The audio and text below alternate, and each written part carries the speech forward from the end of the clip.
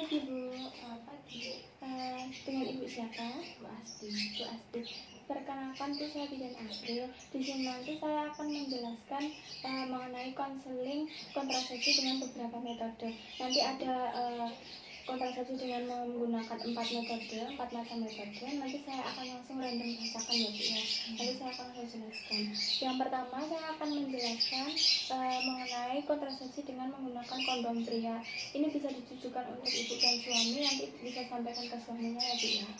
Yang pertama, ibu sudah pernah mendengar tentang dengan metode kondom pria ini Bu? Belum ya Bu ya. Kondom pria ini merupakan selubang atau sarung karet yang dapat terbuat dari berbagai bahan, diantaranya latex, plastik, atau bahan alami, produksi alami yang dipasang pada penis saat berhubungan seksual, seperti itu. Cara pemakaiannya bagaimana? Cara pemakaiannya, sarungkan pada penis dalam keadaan ereksi atau tegang, baru kemudian melakukan hubungan seksual, seperti itu ya Bu ya. Terus keuntungan metode ini apa? Yang pertama, mencegah kehamilan. Yang kedua, memberikan perlindungan terhadap PMS atau penyakit menular seksual. Yang ketiga, dapat diandalkan, relatif murah. Yang keempat, sederhana, ringan, disposable atau reversible. Yang kelima, tidak memerlukan pemeriksaan medis, supervisi, atau follow up. Dan yang terakhir, tidak mengganggu produksi ASI dan kesehatan klien. Terus kerugiannya apa Bu? Kerugian yang pertama, angka kegagalan relatif tinggi disebabkan oleh pemakaian tidak konsisten. Yang kedua, perlu menghentikan sementara aktivitas dan spontanitas hubungan seksual untuk memasang kondom. Yang ketiga, keuntungan kontraseptif akan diperoleh jika kondom dipakai secara benar dan konsisten pada setiap hubungan seksual. Terus efek sampingnya apa? Efek samping yang pertama, berkurang sensitivitas gland penisnya. Yang kedua, alergi terhadap karet. Terus tempat mendapatkan kondom yaitu bisa di apotek, puskesmas, BPM, ataupun toko obat, seperti itu. Terus cara pembuangan kondom yang benar, yang pertama, jangan dibuang ke dalam toilet, selokan ataupun parit, atau dilempar ke halaman. Yang kedua, dibakar bersama sampah. Yang ketiga, bersihkan dulu, dicuci, bungkus, ikat, lalu masukkan ke tempat sampah. Terus yang terakhir, ditanam di dalam tanah, seperti itu. Itu tadi penjelasan saya mengenai kontrasepsi dengan menggunakan metode kondom pria. Sekarang saya lanjutkan untuk yang ini ada pertanyaan Bu. Tidak ada pertanyaan Bu ya. Saya lanjutkan untuk kontrasepsi kondom wanitanya. Untuk yang kondom wanitanya sendiri, pengertiannya hampir sama, selubang atau sarung yang dipasang pada organ dalam wanita, berbentuk silinder, panjang dengan muara berpinggir tebal pada kedua sisi, serta terdapat lubrikan pada sisi luar dan dalam, seperti itu. Jadi bentuknya akan menyerupai seperti cincin, seperti itu. Kalau kondom pria kan seperti cincin tapi panjang. Kalau yang di kondom wanita ini hanya melingkar seperti cincin saja. Ya, seperti itu. Terus cara pemakaian kondomnya bagaimana? Yang pertama, perhatikan kemasan kondom. Jangan kenakan kondom apabila kemasannya robek ataupun kondom tampak rapuh atau kusut. Jangan menginginkan kondom kadaluarsa, seperti itu. Terus yang kedua, cuci tangan dan sabun dan air mengalir sebelum memasang kondom. Dianjurkan pastikan tangannya steril sebelum memegang atau memasang kondom. Terus dapat dimasukkan hingga 8 jam sebelum senggama.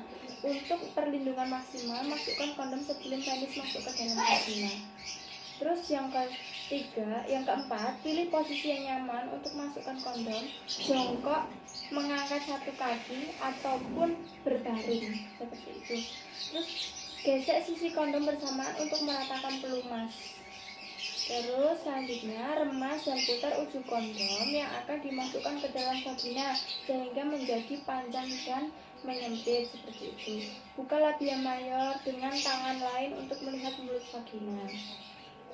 Masukkan ujung kondom ke dalam vagina sejauh mungkin dengan hati-hati, gunakan jari untuk mendorong kondom hingga sekitar 2-3 cm bagian ujung kondom di luar vagina, seperti itu. Terus, keuntungan menggunakan metode kondom ini apa? Yang pertama, mencegah kehamilan. Yang kedua, memberi perlindungan terhadap PMS atau penyakit menular seksual, dapat diandalkan atau relatif murah, sederhana, ringan, disposable, dan reversible, tidak memerlukan pemeriksaan medis, supervisi, atau follow up, dan terakhir tidak mengganggu produksi ASI dan kesehatan kalian, seperti itu. Terus kerugian penggunaan kondom wanita ini apa? Yang pertama, angka kegagalan relatif tinggi, perlu menghentikan sementara aktivitas dan spontanitas hubungan seksual. Yang ketiga, keuntungan kontraseptif akan diperoleh jika kondom dipakai secara benar, seperti itu. Terus efek sampingnya, berkurangnya sensitivitas gland penis, alergi terhadap karet, seperti itu. Terus mendapatkan kondom itu bisa di apotek, puskesmas, BPM, ataupun toko obat ya Bu ya.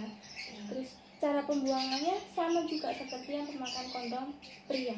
Jangan dibuang ke dalam toilet, selokan, ataupun parit, dilempar ke halaman, dibakar bersama sampah, bersihkan dulu, cuci, bungkus, ikat, lalu masukkan ke tempat sampah atau ditanam, seperti itu. Itu tadi kontrasepsi mengenai dengan metode kondom wanita, seperti itu. Yang ketiga, kontrasepsi diafragma dan penutup serviks, seperti itu. Pengertian dari diafragma sendiri adalah cup berbentuk bulat, cembung terbuat dari latex atau karet plastik atau silikon dengan tepi yang kuat yang dimasukkan ke dalam vagina sebelum berhubungan seksual dan menutup serviks. Hampir sama pengertiannya dari kondom wanita yang tadi. Ya, terus penutup serviksnya adalah cup berbentuk setengah silinder, terbuat dari latex, karet plastik, dan silikon yang dimasukkan ke dalam vagina sebelum berhubungan seksual dan menutup serviks. Sama juga. Terus kelebihan yang pertama, mencegah kehamilan dan melindungi dari beberapa PMS atau penyakit menular seksual seperti chlamydia, gonore, STID, trichomoniasis, dan kanker serviks, khususnya jika digunakan bersamaan dengan spermisida. Tidak mengganggu produksi ASI dan kesehatan klien, tidak mengganggu hubungan seksual karena telah terpasang sampai 6 jam sebelumnya, tidak mempunyai pengaruh hormonal. Terus kerugiannya apa? Kerugian yang pertama, efektivitas sedang. Keberhasilan sebagai kontrasepsi bergantung pada kepatuhan mengikuti cara penggunaan, seperti itu penggunaan. Terus yang kedua, diperlukan pemeriksaan pelvik oleh petugas kesehatan terlatih untuk memastikan ketepatan pemasangan dan pemasangan relatif sukar. Terus selanjutnya, pada 6 jam pasca hubungan seksual, alat masih harus berada di posisinya, seperti itu. Cara pemakaian diafragma yang benar, yang pertama, oleskan spermisida ke dalam cup diafragma, remas bersamaan, cuci tangan dengan sabun dan air mengalir sebelum memasang diafragmanya. Pastikan diafragma tidak berlubang atau rusak. Terus masukkan diafragma 6 jam sebelum senggama. Terus pilih posisi yang nyaman untuk memasang diafragma, mau jongkok, mau mengangkat satu kaki, ataupun berbaring, seperti itu. Terus masukkan jari ke dalam vagina sampai menyentuh serviks.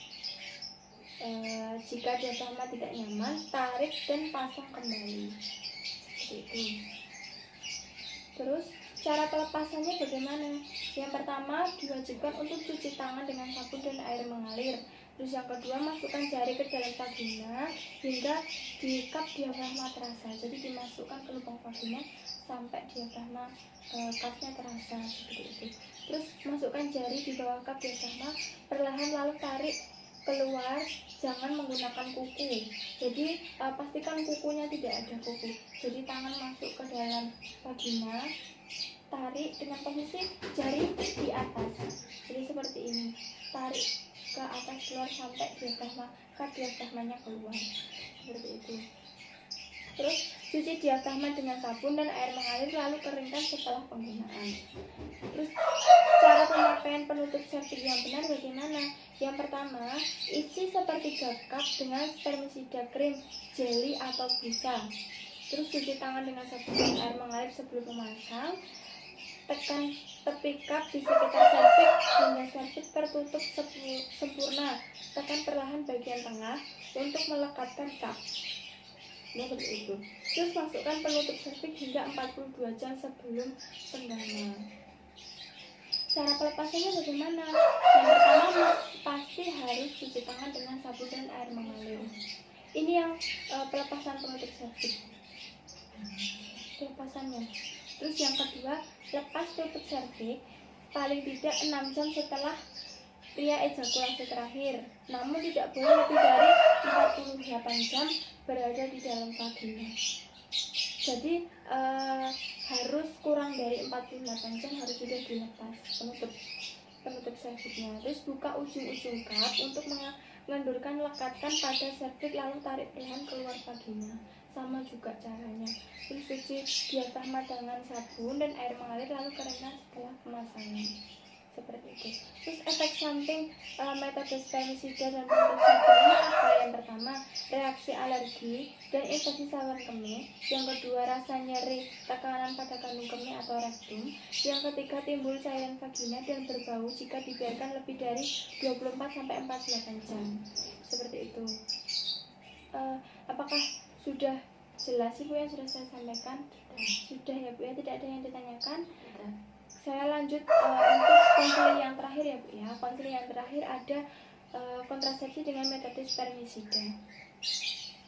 Pengertiannya, spermisida adalah alat kontrasepsi yang mengandung zat-zat kimia yang kerjanya melumpuhkan spermatozoa di dalam vagina sebelum spermatozoa bergerak ke dalam traktus genitalia internal. Seperti itu. Terus macam-macam pilihan spermisida apa saja? Yang pertama ada aerosol atau busa, yang kedua tablet vagina, suppositoria dan film. Yang ketiga jenis spermisida jelly, biasanya digunakan bersamaan dengan diafragma. Seperti itu. Terus manfaatnya seperti apa? Manfaat yang pertama, efek seketika atau busa dan krimnya. Yang kedua, tidak mengganggu produksi ASI dan kesehatan klien. Yang ketiga, sebagai metode pendukung lain. Yang keempat, mudah digunakan, tidak memerlukan resep dan pemeriksaan medis. Seperti itu. Terus kerugiannya apa? Kerugian yang pertama, angka kegagalan pasti relatif tinggi. Yang kedua, harus digunakan segera sebelum senggama. Yang ketiga, karena harus dimasukkan ke dalam vagina, ada wanita yang segan melakukannya. Terus harus diberikan berulang kali untuk senggama yang berturut-turut. Terus dapat menimbulkan iritasi atau rasa panas, terbakar pada beberapa wanita. Seperti itu. Tidak memberikan perlindungan terhadap PMS, termasuk HPV dan HIV/AIDS. Gitu. Cara pemakaian spermisida aerosol busa yang benar atau busa yang benar. Yang pertama, kocok tempat aerosol 20-30 menit sebelum digunakan. Yang kedua, tempatkan kontainer dengan posisi ke atas. Yang ketiga, masukkan aplikator ke dalam vagina mendekati serviks dengan posisi berbaring. Dorong sampai busa keluar. Terus, ketika menarik aplikator, pastikan untuk tidak menarik kembali pendorong karena busa dapat masuk kembali ke pendorong. Seperti itu. Aplikator segera dicuci menggunakan sabun dan air, kemudian dikeringkan. Yang terakhir, aplikator sebaiknya digunakan untuk pribadi. Jadi bisa digunakan berulang kali hanya untuk pribadi saja. Seperti itu. Terus cara pemakaian spermisida tablet vagina atau suppositorianya yang benar, yang pertama cuci tangan itu pasti sebelum membuka paket. Lepaskan tablet atau suppositorianya. Yang ketiga, sambil berbaring masukkan tablet vagina atau suppositoria. Ini macam seperti obat suppositoria yang dimasukkan ke dalam lewat anus itu. Pernah lihat Ibu? Pernah ya. Terus yang keempat, tunggu 10-15 menit sebelum mulai hubungan seksual. Yang terakhir, sediakan selalu ekstra tablet vagina atau suppositoria di tempat. Terus cara pemakaian penggunaan krim atau jelinya, yang pertama, masukkan krim ke dalam aplikator sampai penuh, kemudian masukkan aplikator ke dalam vagina sampai mendekati serviks. Tekan alat pendorong sampai krim keluar, tidak perlu menunggu kerja krim. Jadi sama seperti penggunaan yang busa tadi, tapi ini tidak perlu menunggu kerjanya. Jadi beda cara kerjanya dengan yang busa tadi. Aplikatornya harus segera dicuci dengan sabun, tiriskan lalu dikeringkan Untuk memudahkan pembersihan, pisahkan bagian-bagian alatnya. Aplikator sebaiknya digunakan untuk pribadi juga. Terus sediakan selalu penggandaan krim. Jadi minim ada 2 krim atau jelly seperti itu. Terus efek sampingnya apa saja? Efek samping yang pertama, reaksi alergi baik pada wanita maupun prianya. Yang kedua, suppositoria tidak meleleh atau tidak membentuk busa di dalam vagina.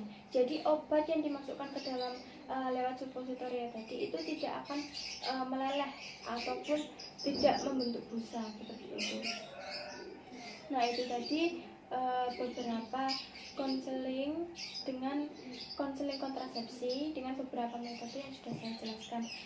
Apakah dari keempat kontrasepsi dengan metode yang macam-macam sudah saya jelaskan tadi, apakah ada yang ingin ditanyakan lagi, Bu? Tidak, berarti Ibu sudah jelas ya yang sudah saya sampaikan. Kalau begitu terima kasih atas waktunya. Semoga konselingnya bermanfaat bagi Ibu dan suami.